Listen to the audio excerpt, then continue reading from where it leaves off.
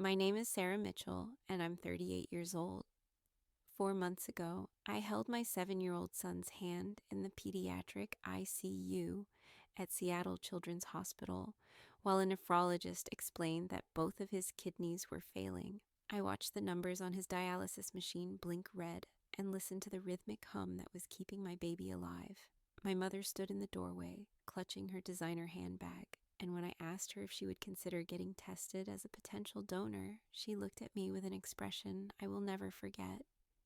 She tilted her head slightly, the way she always did when she was about to say something devastating, and said, "Sarah, I'm not going to let someone cut me open for a child who might not even survive.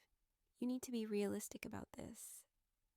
She said it like she was declining an invitation to brunch, like my son's life was an inconvenience she simply couldn't accommodate in her schedule. What I didn't know in that moment was that the real test results, the ones that would change everything, were already sitting in an envelope at the transplant coordinator's office. And when those results finally came to light, my mother's scream echoed through the entire 4th floor of that hospital. Before I tell you what happened, please take a moment to like and subscribe, but only if this story resonates with you. Let me know in the comments where you're watching from and what time it is there. I have a feeling many of you have mothers who have made you feel like you were never quite enough, and I need you to know that you're not alone in that. Let me take you back to where it all began. I grew up in Bellevue, Washington, in one of those beautiful craftsman homes with a wraparound porch and hydrangeas that my mother tended to like they were her actual children. Patricia Mitchell, 63 years old, retired elementary school principal, regular at the country club, and the woman who taught me that love always came with conditions. My father, Gerald, passed away when I was 22, and in many ways, his death was the beginning of the end of any warmth that existed in our family. He was the buffer, the peacemaker, the one who would quietly pull me aside after my mother's cutting remarks and say, "She doesn't mean it the way it sounds, sweetheart." But she did mean it. She always meant it. I have an older brother named Daniel. He's 42 now, a successful real estate developer in Scottsdale, Arizona.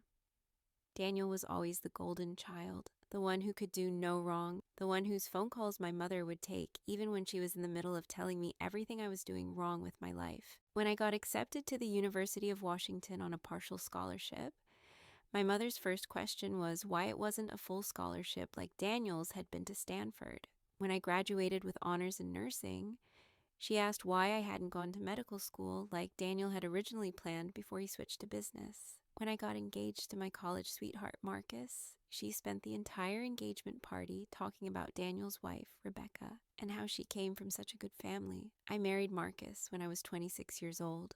We had a beautiful ceremony at a vineyard in Woodinville, and my mother wore white, not off-white, not cream, actual white. When I asked her about it the night before the wedding, she laughed and said, "Don't be dramatic, Sarah.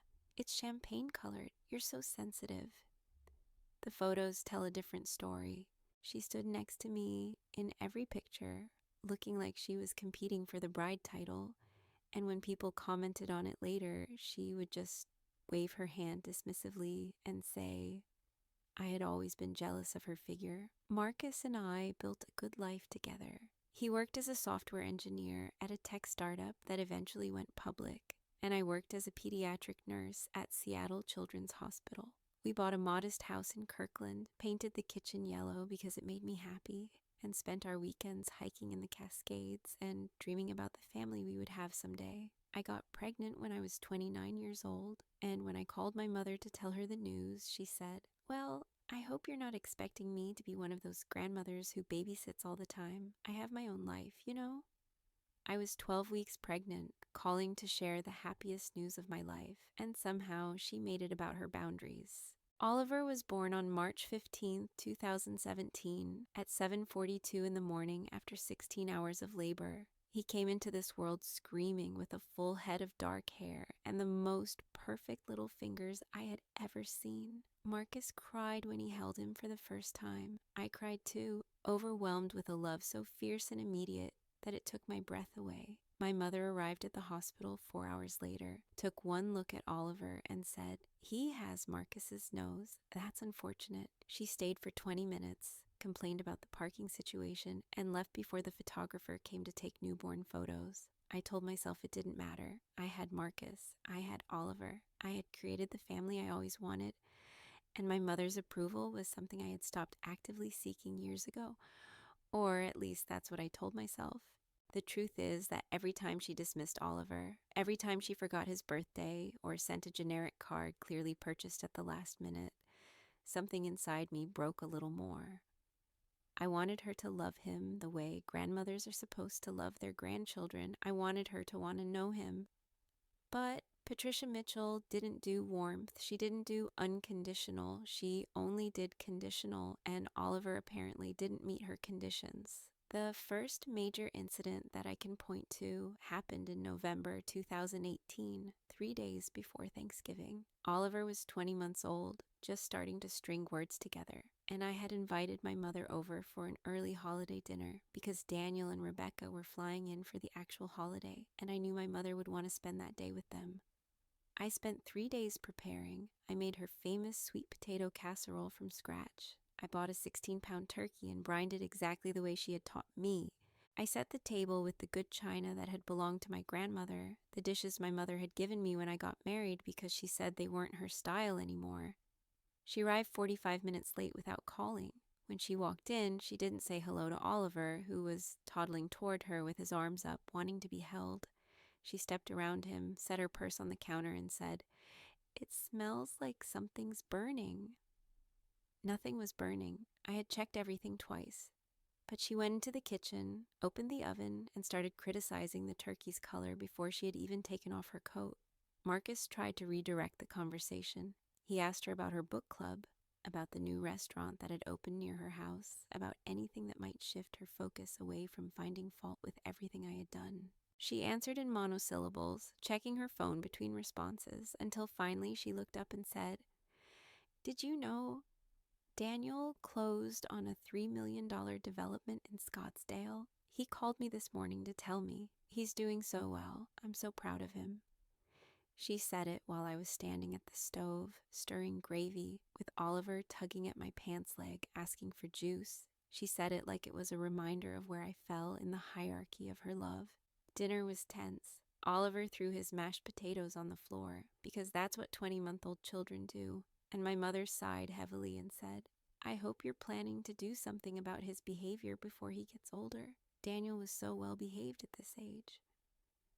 When I pointed out that she had told me I was a difficult toddler who never stopped crying, she looked at me blankly and said, "That's not how I remember it." I found myself in the bathroom after dessert, gripping the edge of the sink, trying not to cry. Marcus found me there and pulled me into a hug and whispered, "You don't have to keep doing this." But I did keep doing it. I kept inviting her to birthdays and holidays and school events, and she kept finding ways to make me feel small. I kept sending her photos of Oliver and receiving one-word responses. I kept calling her on Sunday afternoons and listening to her talk about Daniel for 45 minutes before she would ask a single question about my life. And even then, she would find a way to turn my answers into criticisms. The second incident happened in April 2020, right in the middle of the pandemic. Oliver was 3 years old, and we were all stuck at home, trying to navigate remote learning and remote work, and the general terror of a world that had suddenly become unfamiliar. My mother lived alone, and I was worried about her. I called her every day to check in. I had groceries delivered to her house. I set up video calls so she could see Oliver, who would press his face against the screen and say, "Hi, Grandma, look at my dinosaurs." She would look at him for about 30 seconds before saying she had to go because she was tired. One day in early April, she called me sounding frantic. She had received a notice from her homeowner's insurance that her policy was being canceled because she had missed 3 payments. She didn't understand what had happened. She had money in her account. She had always been so organized. I could hear the fear in her voice, and despite everything, my heart ached for her. I told her I would figure it out. Marcus and I drove to her house that afternoon, wearing masks and staying 6 feet apart, and I spent 4 hours going through her files. I found the issue. She had switched bank accounts the previous year and had forgotten to update the automatic payment. It was an easy fix, but by then, the insurance company wanted the full balance of $3,800 to reinstate the policy. My mother didn't have $3,800 readily available. She had money, but it was tied up in investments, and she didn't want to touch those. She looked at me with tears in her eyes and said, "I don't know what I'm going to do." So I wrote a check. I wrote a check for $3,800 from my savings account, the account Marcus and I had been building for Oliver's college fund, and I told her she could pay me back whenever she was able to. She never paid me back. When I mentioned it 6 months later, she said, "I don't remember agreeing to pay you back. I thought that was a gift. You're not really asking your own mother for money during a pandemic, are you?" She said it with such conviction that for a moment, I wondered if I had misremembered. Maybe I hadn't said it was a loan. Maybe I had offered it as a gift, but I knew what I had said. I had said, "You can pay me back whenever you're able to." I had said it clearly. She had nodded and thanked me, but suddenly that conversation didn't exist. That was the first time I started keeping records. I bought a small notebook from Target, one with a green floral cover that Oliver had picked out because he said it was pretty, and I started writing everything down. Every time I paid for something for my mother, every check I wrote, every Venmo transfer, every grocery delivery I put on my credit card, I wrote down dates and amounts and what each payment was for. I didn't know why I was doing it at the time. Maybe I just needed proof that I wasn't crazy. Maybe I needed to see in black and white that I was always the one giving and she was always the one taking. By the time Oliver turned 5 in March 2022, I had documented over $47,000 in financial support to my mother, the insurance payment, a new roof on her garage after a storm, her car payment for 4 months when she said she was short, her property taxes twice, a vacation to visit Daniel in Arizona that she said she would repay when she got home but never mentioned again, medical bills from a procedure her insurance didn't fully cover. I kept track of all of it, and I never told Marcus the full extent because I was ashamed. I was ashamed that I kept giving her money and receiving nothing but criticism in return. I was ashamed that I couldn't seem to stop. Okay, I need to pause here for a second. Have you ever found yourself keeping records of things that a normal, healthy family wouldn't require documentation for? Have you ever felt like you needed evidence of your own reality because someone kept telling you that your memories were wrong? Type your answer in the comments.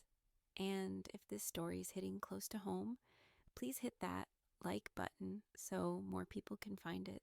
The third incident, the one that should have been my wake-up call, happened in October 2022.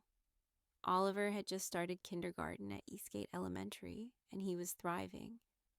He had inherited my love of reading and Marcus's aptitude for math, and his teacher, Mrs. Patterson, told us during the first parent-teacher conference that he was one of the kindest children she had ever taught. He shared his snacks. He invited the lonely kids to play. He drew pictures for classmates when they were having bad days. I was so proud of him that I cried in the car on the way home, and Marcus held my hand and said, "We did good, Sarah. We raised a good kid." My mother had never been to Oliver's school. She had never met his teacher. She had attended exactly one of his birthday parties, and she had left early because she said the noise gave her a headache. But when I called to tell her about the parent-teacher conference, hoping foolishly that she might share in my joy, she said something that stopped me cold. She said, "I'm sure he's fine. But Daniel's children are both in gifted programs. Rebecca says they're reading at a high school level already."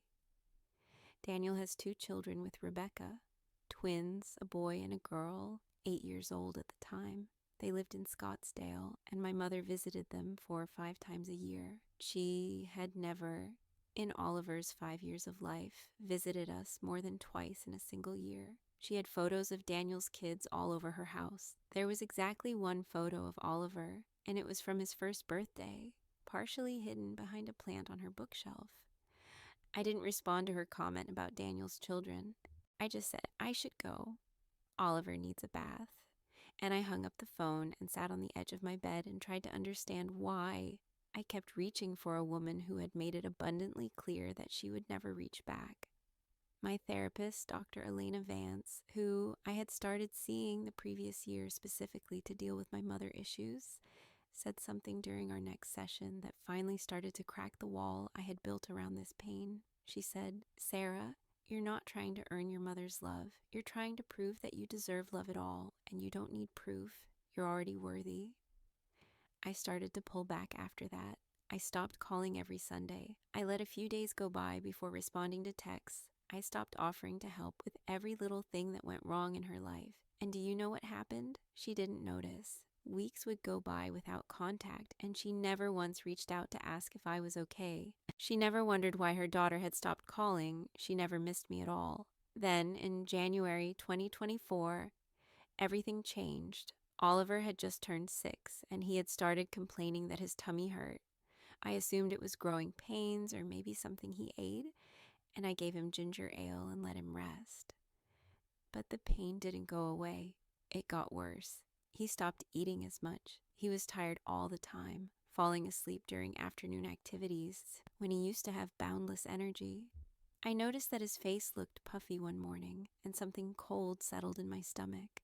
I took him to his pediatrician on January 23rd, 2024. Dr. Amelia Foster had been Oliver's doctor since he was 6 weeks old, and she was one of the kindest people I had ever known. She examined him carefully, pressing on his abdomen, checking his vitals, looking at the puffiness around his eyes. She was quiet for too long. When she looked at me, her expression was serious in a way I had never seen from her before. She said, I want to run some blood work and get a urine sample. I'm seeing some things that concern me. The next 3 weeks were a blur of tests and waiting rooms and trying to keep Oliver calm while strangers poked him with needles. He was so brave. He squeezed my hand and asked for popsicles and told me that he was going to be okay because he was a superhero. I held it together for him. I fell apart every night after he went to sleep, sobbing into Marcus's chest while he stroked my hair and told me that we would get through this together. On February 15th, 2024, we sat in the office of Dr. Robert Kim, a pediatric nephrologist at Seattle Children's Hospital. He had a calm voice and kind eyes, and he explained to us that Oliver had been diagnosed with focal segmental glomerulosclerosis, FSGS, a disease that was attacking his kidneys, scarring them, destroying their ability to function. He said it was likely genetic in origin, though they would need to do more testing to confirm. He said that Oliver would need dialysis to stay alive while they searched for a kidney donor. He said that a transplant was his best chance at a normal life. I heard the words, but they didn't feel real. They felt like something happening to someone else, some other mother in some other doctor's office, hearing that her child's kidneys were failing. Marcus gripped my hand so hard I thought my fingers might break. Oliver was in the waiting room with a hospital volunteer, building with Legos, completely unaware that his life was about to change forever. We started dialysis the following week. 3 times a week, I would drive Oliver to the hospital, and he would sit in a chair for 3 hours while a machine cleaned his blood because his kidneys couldn't do it anymore. He watched movies on an iPad and ate goldfish crackers and never complained. He asked once, in a small voice, if he was going to die, and I held him so tight and promised him that I would do everything in my power to make sure he lived, that I would give him one of my own kidneys if I could, but I couldn't. The testing revealed that I wasn't a match. Neither was Marcus. We weren't compatible blood types, and even beyond that, there were antibody issues that made us ineligible donors. We would have to find someone else.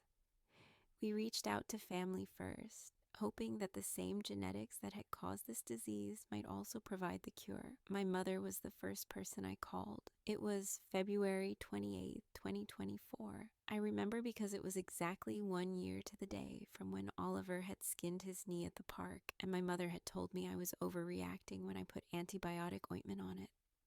I sat in my kitchen at the yellow table that Marcus and I had painted together before Oliver was born, and I dialed her number with shaking hands. She answered on the fourth ring. Sarah, I was just about to call you. Did you see that Daniel is being featured in Arizona Business Weekly? They're doing a whole article about his company. I closed my eyes. Mom, I need to talk to you about something serious. More serious than your brother being in a magazine? He's worked so hard for this. Mom, my voice cracked. Oliver is sick. He needs a kidney transplant. There was silence on the line. For one hopeful moment, I thought she was processing that she was about to transform into the mother I had always needed her to be. Then she said, "What do you mean, a kidney transplant? Children don't need kidney transplants." I explained everything, the diagnosis, the dialysis, the urgency. I told her that we were testing family members to see if anyone was a match. I asked her if she would be willing to get tested to see if she could help save her grandson's life. Her response came without hesitation. "Sarah, I'm 63 years old.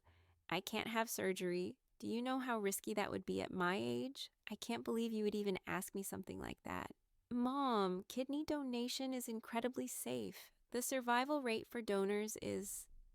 I'm not interested in statistics. I have my own health to think about. You need to find another solution. What about Marcus's family? We're testing everyone. But you're Oliver's grandmother. You share his genetics. There's a chance you could be a better match than anyone else. She laughed. It was a short, dismissive sound that I knew well. You're being dramatic again, Sarah. You always make everything into a bigger deal than it needs to be. Oliver will be fine. Children bounce back. You'll see. I ended the call before I said something I couldn't take back. I sat at that yellow table and stared at the phone in my hand and tried to understand how she could have refused so easily. Her grandson was dying. Her 6-year-old grandson, with his gap-toothed smile and his dinosaur obsession and his endless capacity for love, was dying, and she couldn't even consider getting a blood test. Marcus's family was tested next. His parents, his 2 brothers, his sister, none of them were matches.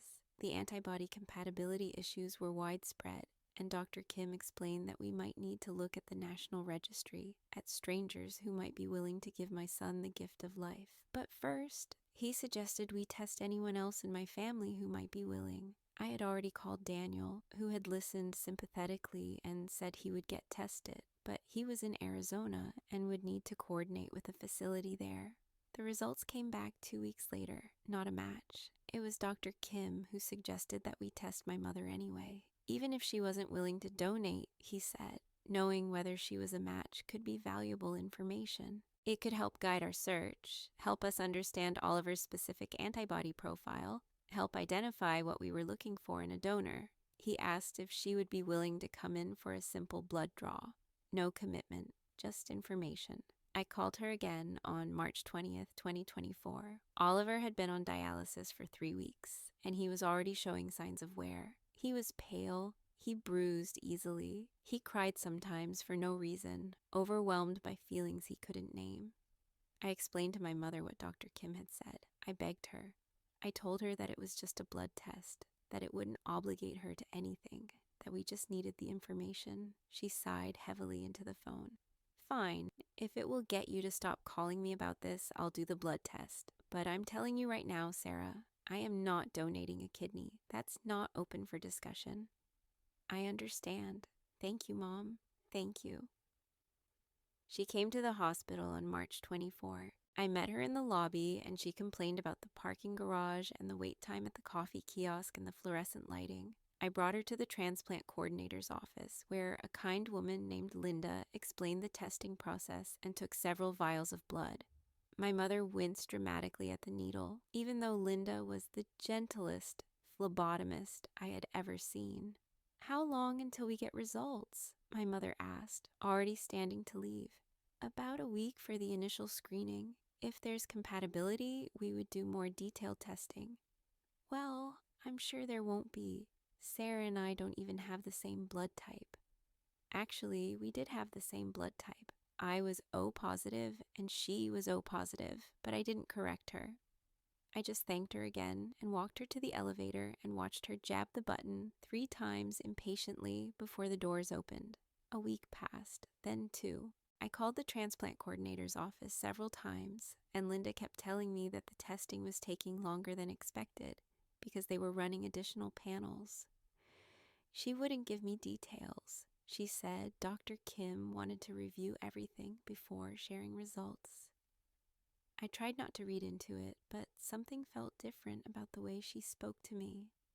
Something felt careful. On April 8th, 2024, Dr. Kim called and asked if I could bring my mother in for a follow-up appointment. He said it was important. He said he wanted to discuss the results in person with both of us present. My heart started racing. I called my mother and told her, and she complained about having to make another trip to the hospital, but she agreed to come. We arrived at 2 p.m. on April 9th. Marcus stayed home with Oliver, who was too tired from dialysis the day before to go anywhere. My mother and I sat in the waiting room together in silence. She scrolled through her phone, looking at photos from Daniel's latest Instagram post. I stared at the wall and tried to breathe. Dr. Kim called us in at 2:15. He gestured for us to sit in the 2 chairs facing his desk. Behind him was a window with a view of the courtyard where I could see children in wheelchairs playing with therapy dogs. I focused on one little girl who was laughing, her bald head shining in the spring sunlight, and I wondered if she was going to survive. "Thank you both for coming in," Dr. Kim said. His voice was measured, the way doctors speak when they're about to deliver complicated news. I wanted to discuss Patricia's test results in person because they raised some questions that I felt warranted a careful conversation.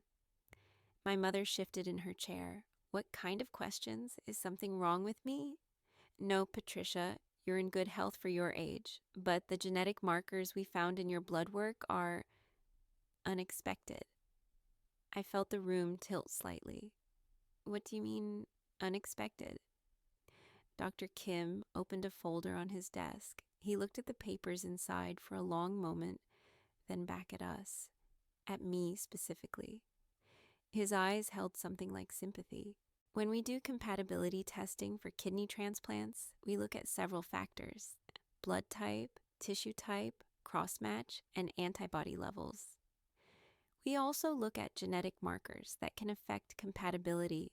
In this case, Patricia, your genetic markers don't align with what we would expect given your biological relationship to the patient." My mother's face went pale. "What does that mean?" But I already knew. Something deep inside me had known for years, had noticed the differences that didn't add up, had filed away questions I was too afraid to ask. I looked at Dr. Kim, and he looked back at me, and I said the words before he could. "She's not my biological mother." The sound that came from my mother's throat was unlike anything I had ever heard. It was a scream, but not the kind that comes from fear or physical pain. It was the sound of a secret being ripped into the light after decades in darkness. It echoed off the walls of that small office, and I saw Dr. Kim flinch, saw his hand move toward the phone as if considering calling security. "No," my mother said, the word coming out strangled. "No, no, no, this is wrong. These tests are wrong. Patricia, I've run the tests multiple times. The results are conclusive." "They can't be conclusive. I gave birth to her. I was there. I remember." "Mom," my voice was surprisingly calm. Something inside me had gone quiet, the way it does when trauma is too big to process in real time. "What happened? What really happened?" She was crying now, mascara running down her cheeks, her perfectly composed exterior crumbling. "I didn't want to tell you. You were never supposed to know. Gerald said we should tell you, but I thought it would be better if you never knew." "Tell me what?" "You're adopted." The word hung in the air between us. Adopted. I was 38 years old, and I had never known that the woman who had raised me, who had criticized me and dismissed me and made me feel like I would never be good enough, was not my biological mother. Who were my parents? My real parents? I don't know. She was crying harder now. "It was a private adoption.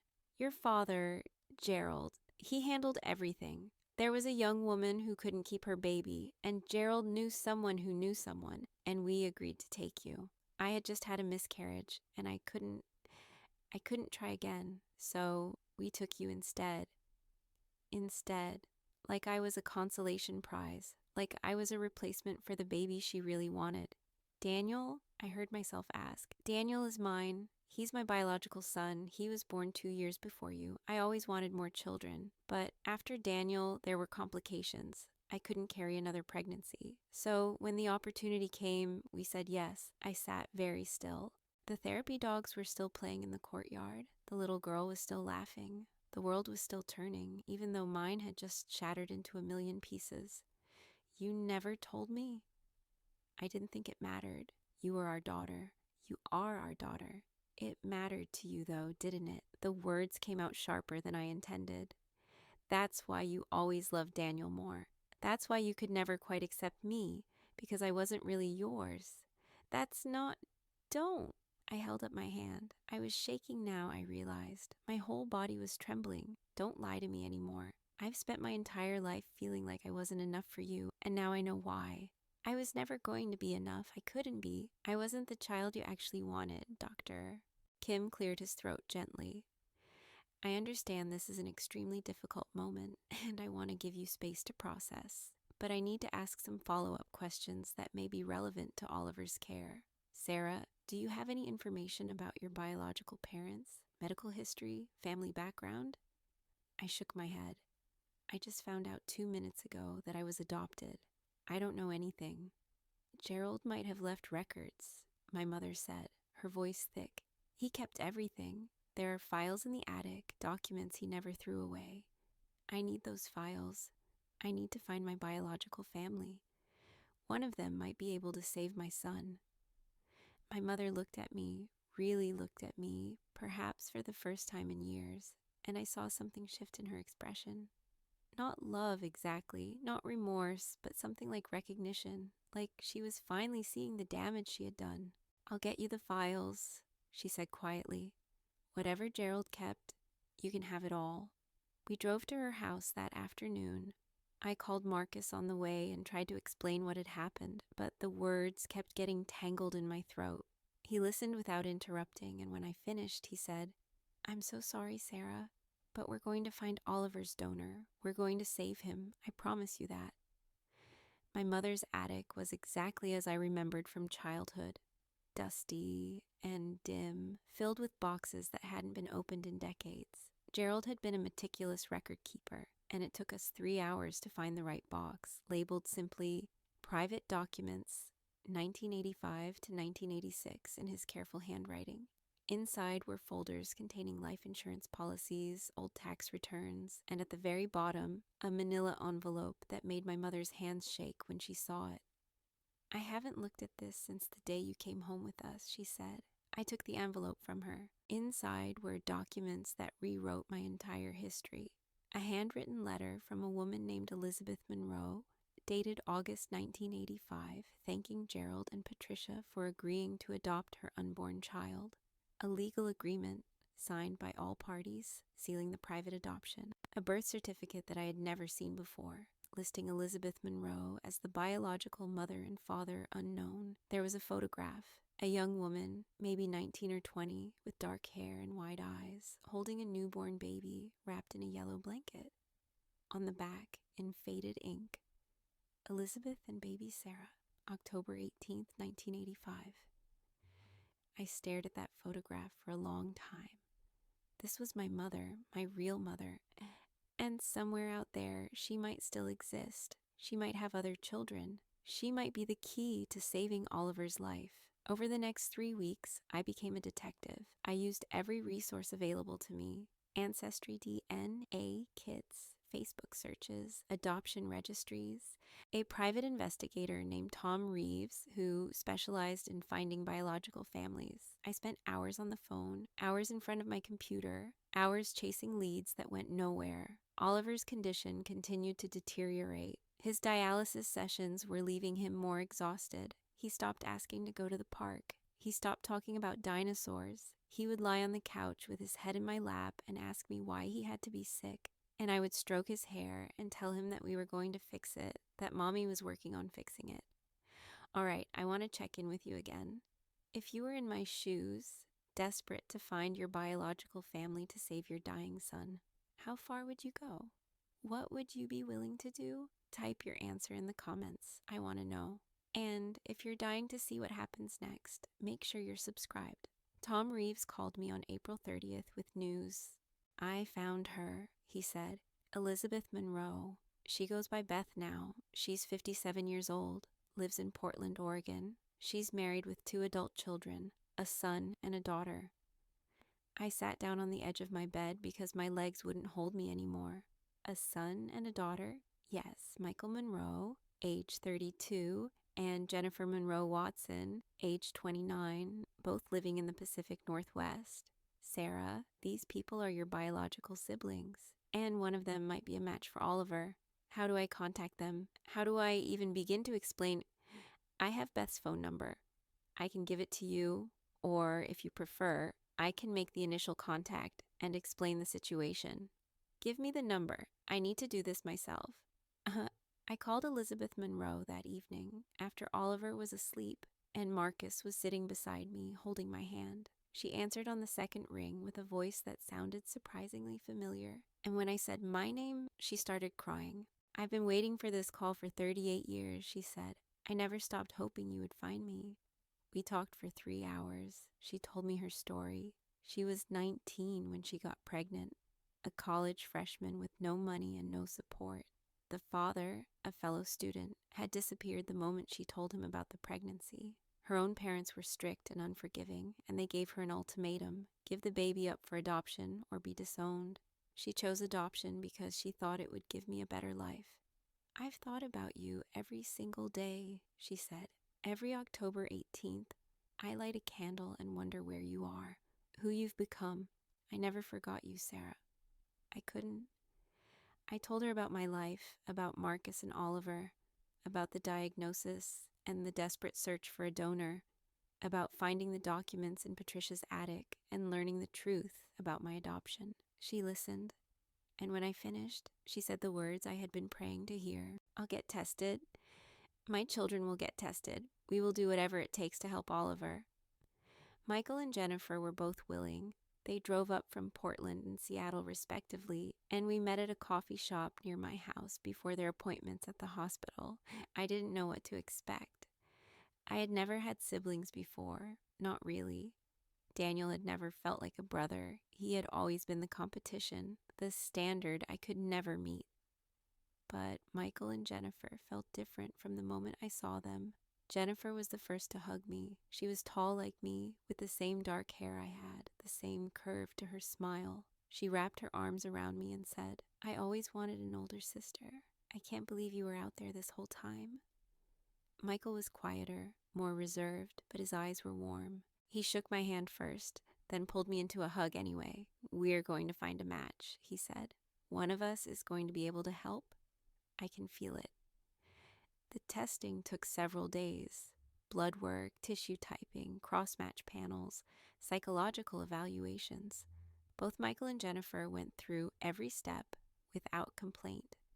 They came to the hospital to meet Oliver, and he lit up when he saw them, these new family members who played dinosaurs with him and read him stories and treated him like the most important person in the world.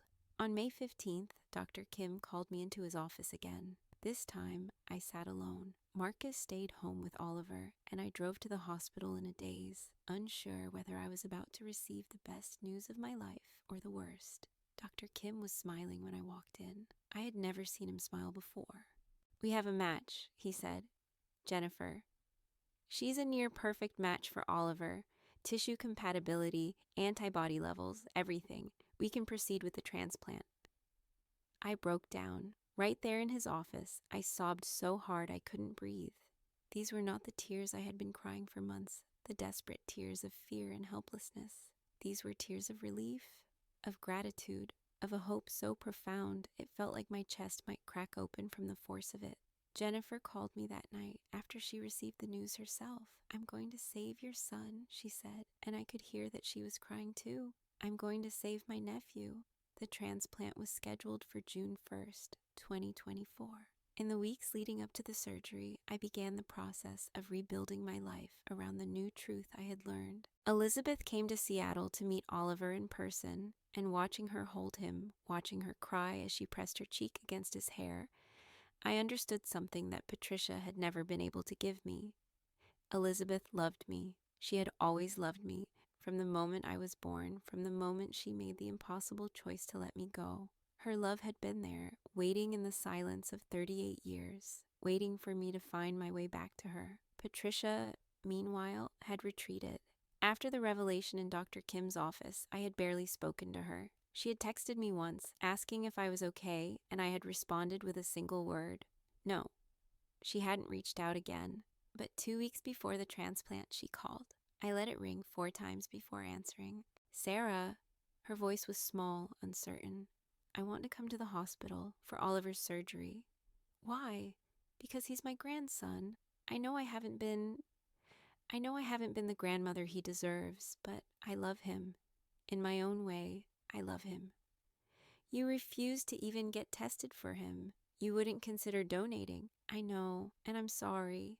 I was scared. I was scared of the surgery, and I was scared of what the testing might reveal, and I was right to be scared because look what happened.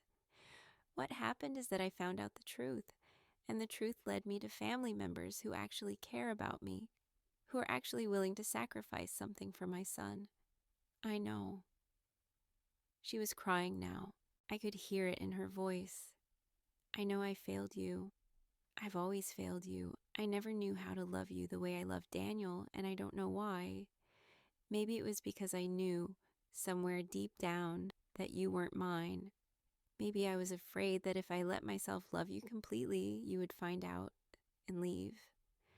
So I kept you at a distance. I kept you feeling like you weren't enough so that when you finally learned the truth, you wouldn't be surprised. It was the most honest thing she had ever said to me. And it was also the cruelest, because it confirmed what I had always suspected. Her coldness had been intentional. Her criticisms, her comparisons, her refusal to see me as worthy of love. All of it had been a strategy to protect herself. I'm not sure I can forgive you, I said. I'm not sure I want to. I understand, but I'd still like to be there. For Oliver, he shouldn't pay for my mistakes. I thought about it for a long moment. Oliver loved his grandmother, despite everything. He asked about her when she wasn't around.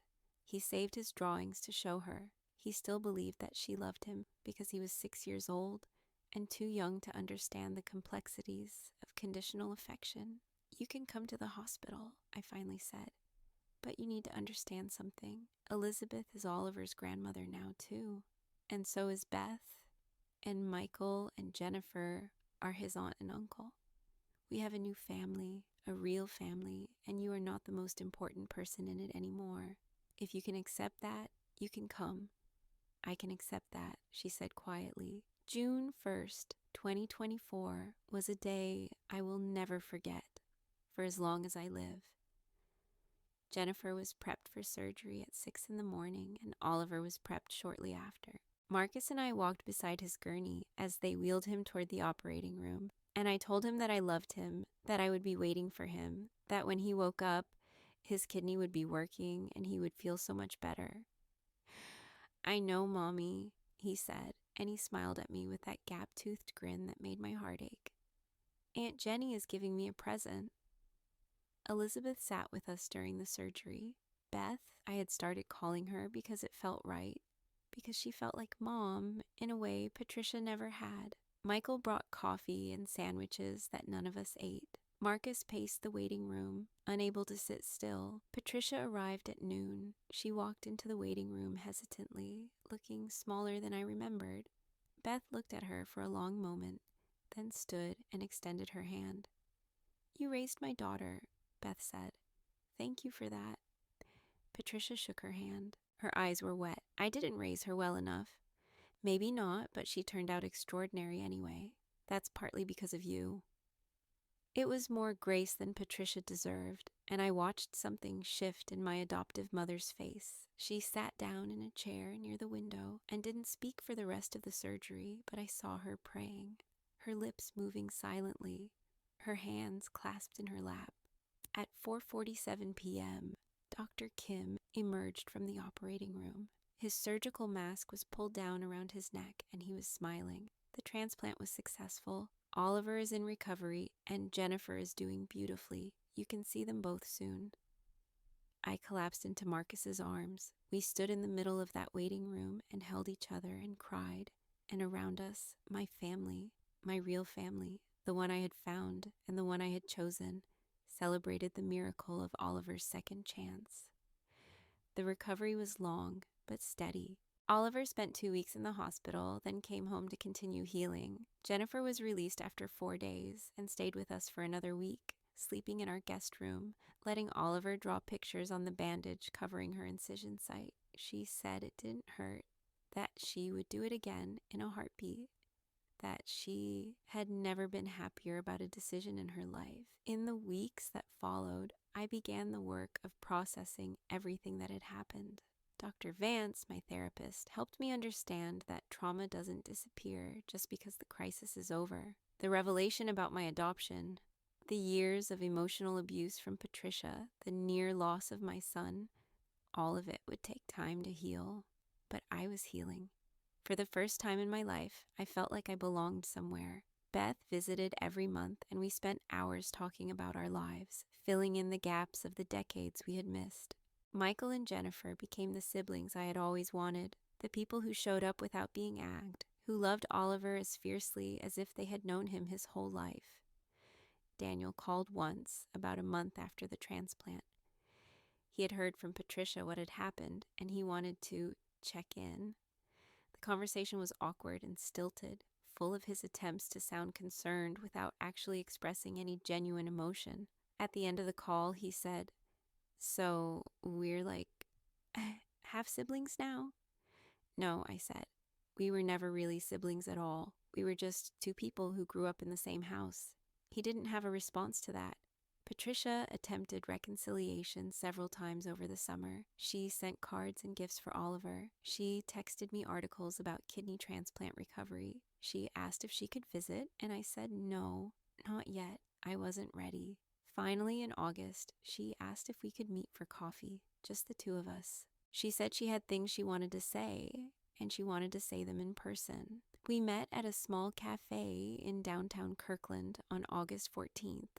It was one of those rare, sunny Seattle afternoons, and the patio was crowded with people enjoying the weather. We sat at a corner table, and Patricia looked older than I had ever seen her, like the past few months had aged her a decade. "I've started therapy," she said. It was the first thing out of her mouth. "I know it seems like too little, too late, but I'm trying to understand why I am the way I am, why I couldn't love you properly. And what have you learned?" "That I have a lot of damage from my own childhood. My mother was cold and critical, just like I've been with you. I thought I was different, but I wasn't. I just passed down the same pain. Understanding why you did it doesn't undo it." "I know," her voice cracked. "I know it doesn't, but I want you to know that I'm sorry, truly sorry.